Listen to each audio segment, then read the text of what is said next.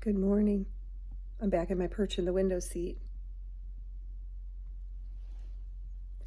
We have a beautiful snow flurry coming down today. Just one of those just fluffy, sparkling snowflakes. I'm like, where's this Arctic blast? Are we supposed to be in it? And John said this morning, I think for us it's just our normal everyday winter, but everywhere else in the country it's an Arctic blast. So it's utterly beautiful. I'm sitting here in the comfort of my blanket inside, keeping cozy and warm. Hope you all are too, wherever you're at, staying cozy and warm in your environments. Man, we got up this morning and tried something different. We let Beasley out for his morning constitution, and then we brought him in because I'm like, I don't want to get up. So we brought him into the bed with us, and that's like a first that we haven't been doing that because we just get up with him. And so, oh my God, this dog, he curled up. We say he loves being the cheese, like being in between us. Like we do this group hug where we put him in the middle and he says just back and forth, licking. I think that's just so innate, like human and animal, like just wanting to be enveloped like that. Oh my God, we had him in the middle. He curled up in this little ball.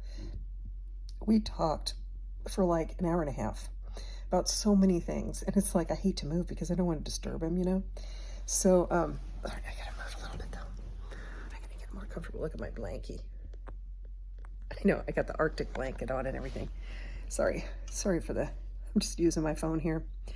Man, I made some decisions this morning. So my January thing is kicking up. So my husband unplugged from all social media recently, like Facebook, everything. He just was like, I'm wasting too much time. You now rarely see my husband without a book next to him, not his phone. He's reading all this like history stuff, and I've been really admiring it and feeling sort of like, man, I need to get up to speed here. Like, sort of jealous in a way of him having that, I don't know, disconnection, to this thing I'm holding in my hand right now. So we started talking about this morning, and I said, I feel like a friend of mine contacted me yesterday. And one of the things that we talked about was he's doing a cleanse for January. And like, this might be something that, for you to consider. And, my body is doing pretty good right now. And I think I had to laugh this morning because I said, I think holding these boundaries I've been holding so strongly for 4 months have been like a physical workout because somehow my metabolism is kicked into high gear. I've been losing weight and like, having energy and stuff. I'm like, I feel like I'm in the cellar holding the door against this tornado cellar against a tornado, like so fiercely for 4 months that it's become a workout, and my body has responded. So I've got the vicarious exercise out of it. So another benefit of holding your boundaries, people, is like, I don't know how to explain it.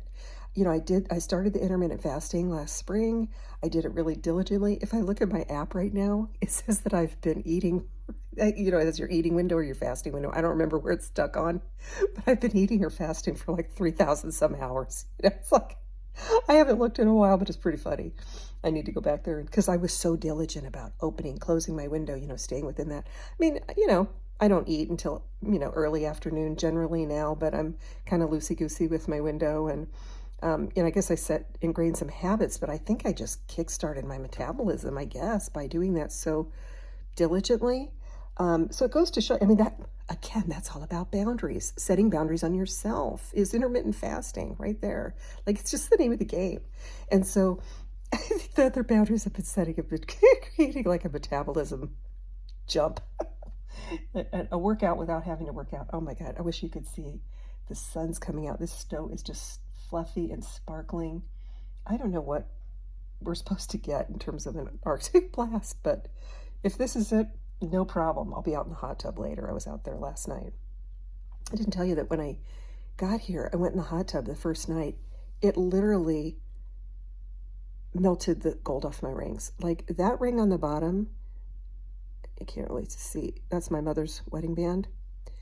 It used to be white gold, the center section of that. I got out of the hot tub and all my rings were black. And then I Googled it. We had put way too much bromide in And I mean, like on my skin as well.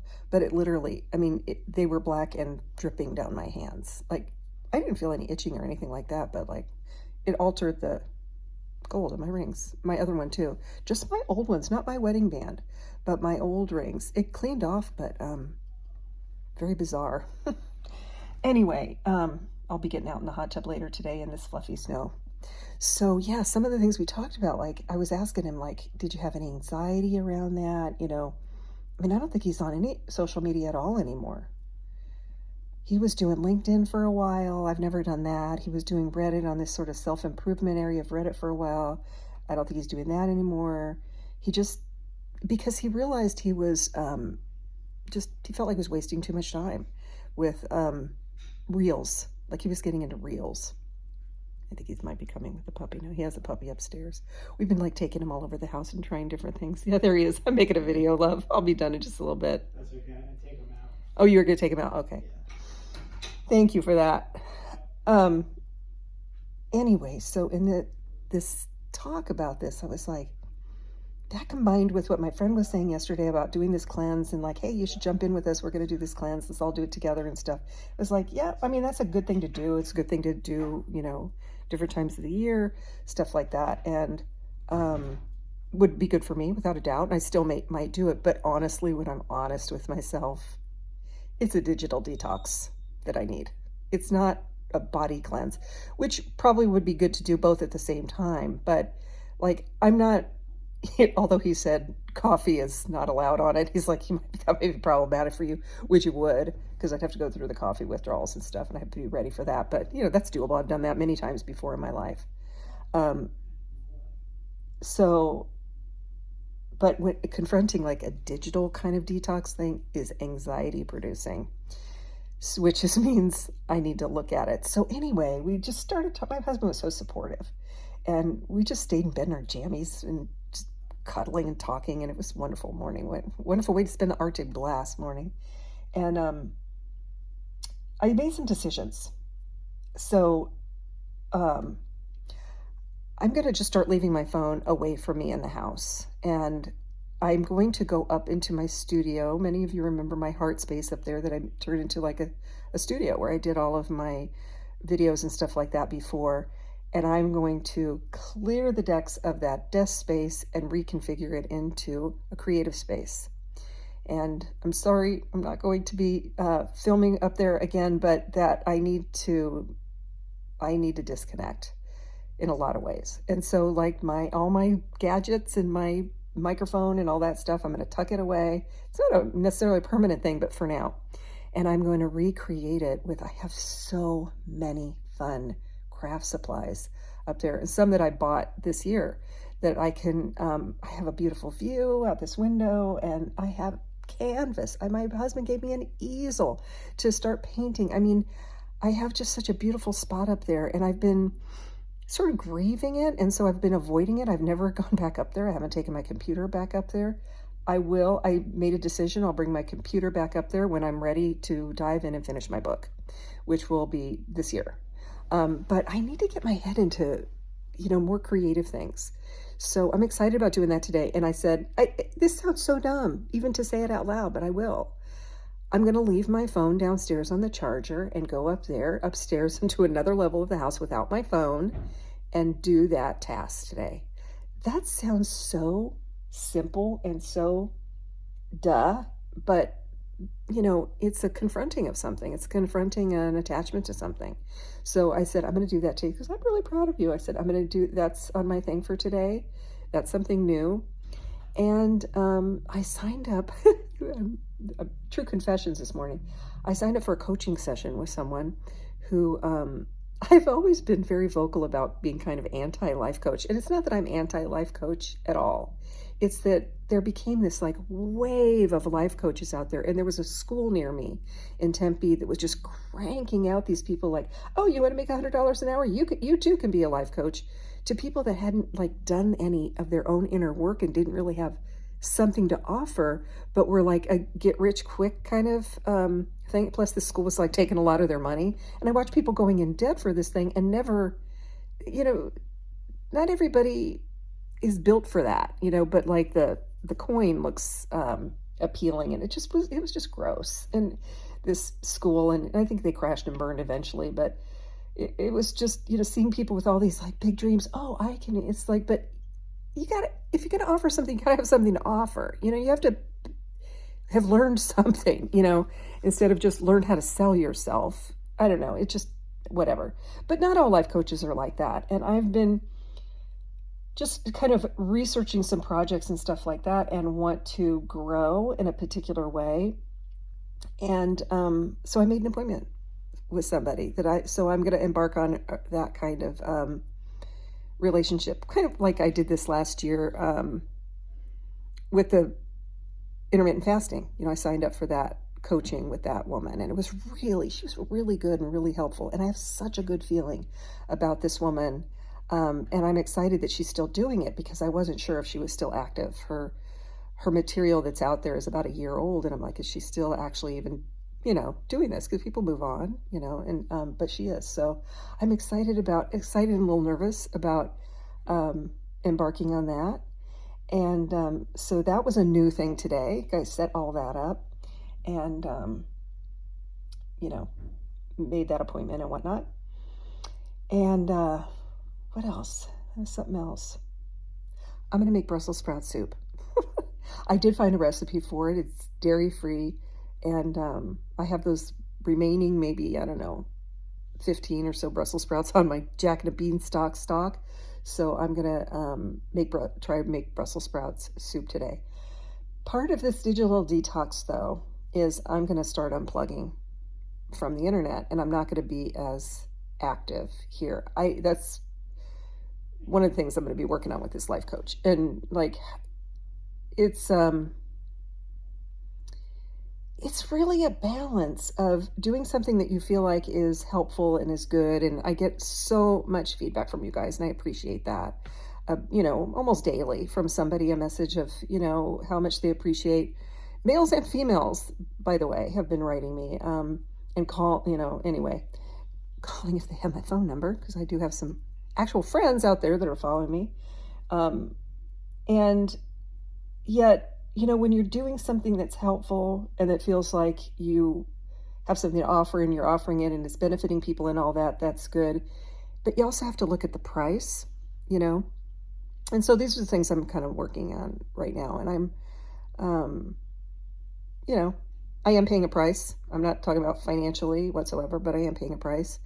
And, I just have to weigh all that out. And the prospect, it's really weird. This was the conversation with my husband today. Like, I was really interviewing him, so to speak, on like how his life has been since he's been unplugging from social media and trying to get more into as he says, his corporeal, if I'm saying that right, world. So like how he's, instead of looking at reels on Facebook, is what he was doing on things like trenches in World War I, just crazy stuff, trains and train wrecks, and history and all this stuff. He falls into these rabbit holes. He's actually picking up a book. And he said something to me this morning, like, you are offering something in your YouTube channel that's valuable to people, but you could also like offer something in a public library, like pulling things back into kind of a real world existence. So, I mean, it's exciting to me, and it makes me nervous at the same time, because I've gotten quite digitally plugged in. So I'm just looking at all that. And yeah, but, small bites. So just separating from my phone today, getting that. I deactivated my Twitter. I'm never on that, or X, whatever it is. I'm never on that. I'm kind of hoping, as much as I do enjoy TikTok, because there's just some people on there I love supporting on there, and I do enjoy that. But I'm kind of at the same time hoping it goes away, so I don't have to make that decision. It's done for me. So I'm just little by little looking at these things, how they're impacting me, the vulnerability that I'm putting out there. I've been in the sights of some pretty virulent pests that are out there. And I know some new people have signed on recently and might have bumped into that out there. And there's really some vicious, nasty lies that have been spread about me out there, rumors by people who don't know me and who I don't know, but such is the way of things sometimes. I also, speaking of that, that's all I'm going to say about that. Speaking of that, that Mel Robbins is on a podcast with that Jay Shetty that I'm going to listen to today. Maybe I'll listen to that while I'm working on up in my studio. And that's what I'll do, actually. And no, I won't, because I don't have my phone. I'll have to figure out a way to do that. Maybe through a laptop I got up there. But anyway, that let them theory. And I'm telling you guys, it is so validating, because not only is it really helpful, and it's kind of basic, but it's just so good to hear that, and like so succinct, those words. And I'm glad she's really getting a lot of accolades for that. But she's on that podcast that I'm going to finish listening to today. And it's just validating that my instincts have been correct on what I've been going through for these last few months. I've not exposed myself to any of it. I have not looked or listened to any of it. I have not, every single minuscule, whatever piece of data that I have has come to me unsolicited. People either concerned about me, or most recently somebody wanting to clarify something. And I probably know a tiny fraction of it, which is more than I want to know. But the things that I do know are, I mean,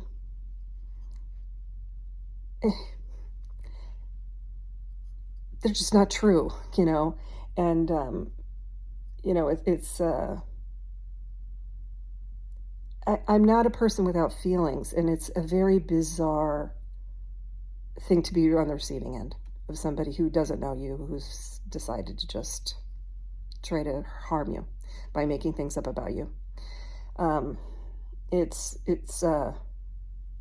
don't wish it on anybody, and so anyway, I've probably said too much about it, but that's just real. Let's just keep it real. But my mental health is good. Staying insulated is what protects that. And so I might be building up more of that insulation. Not just for that reason, but just in general, of just creating the life that I want to have. I'm sort of envious of my husband, like I said, for I haven't been able to really focus on reading since COVID. I noticed a distinct shift in my ability to just stay with a book since COVID. And man, we had this total conversation, because my husband studies this stuff. He studies a lot of things around motivation, stuff like that. And how these little pieces of information, like he said, just even watching a 5-minute video starts to feel like, oh my God, this person's going on and on and on. It's like 5 minutes. They're not, but we've been conditioned to these just little tiny pieces of information, and then consuming those and okay, that's true. And it's a breeding ground for people like what's been happening to me, to go on and just feed people little, with a lot of emotion, little pieces of, I know this, I know this, I know this, and I know this. And then people accept that. It's very disconcerting, but it happens in a lot of different, politics is a huge place that happens in. And how things just get accepted as real that are complete fabrications. And, some people are probably built for this, better than I am. It's just, for me, it's just, walling myself off and focusing on the things I can control, which is what this let them theory is all about. So I'm like, oh my God, my instincts right from the jump were that, right from the beginning that this started happening, were that. I'm like, I have been on the right track. But it's also just supportive and helpful and, guiding. So I'm really into this Mel Robbins, this let them theory, and I hope it's helping some of you out there too, because you can apply it in so many ways. I wish I'd known this when I was back in the dating world and getting ghosted all the time, and that was something that would happen to me a lot. And so let them. They're not your person. If they do that, just let them. Deal with the feelings, deal with your own feelings about it, but let them. Don't get invested in who they are, what they're doing, their motivation. Trying to figure all that out. It's futile, and it puts you in their orbit. I want to be in my own orbit. But see, that's part of this thing with being online a lot, is that you're bombarded with stuff that is pulling you into another orbit to and it feels good because it's like, oh, suddenly, like I was telling her, like suddenly on Instagram, I'm getting all this stuff about Paris and all this stuff about really cool things in Paris and Europe and trains. Even if it's AI, it's just like so captivating to me. And food, and all this stuff. Well, I'm getting that because that's what I'm looking at. So that's what's coming back to me. But it's like, and it feels good. And he's like, yeah, that's what it's designed for. But it's also pulling you into places that are kind of like, I'm not planning on traveling to Europe anytime soon, but I have other goals that are more in my actual world, but I'm traveling over there because these places are pulling me in through these images and all that stuff. I don't know. It made sense the way that he said it. And I think a digital detox is going to be good for me. So I don't know. Things are going to shift. I don't know how. I don't know. This is what I'm going to kind of work on with this life coach. I'm really looking forward. This woman really resonates with me. I really like how she speaks, and she's been through some stuff, so she knows what she's talking about. She's not just trying to sell something because she thinks she can sell it. She's been through stuff, and that's important to me, that people really know, on the inside what they're talking about. So if there's any tidbits from that I can share, I will. I'm balancing this, like being more discreet because, I've been vulnerable with being an oversharer. I'm aware of that. This I am aware of. And not everybody is nice. Some people are way not nice. So, I it's a bit of, it's part of what people like about me. They like my stories. They like, me sharing different things from my life, but it has come at a price. So, I'm just re-looking at everything. And we'll see what I end up, where I land. But that's kind of what's on for today. It's going to be snowed in, but a busy, productive day of change. Hope you guys are doing well over there and you're experiencing newness in your life in this January. And also, we're getting ready for our new couch to come tomorrow, so I'm super excited about that. So thanks for hanging in there and listening to me, and hope some of this helps somebody else out there. And I will catch up with you later. Take care.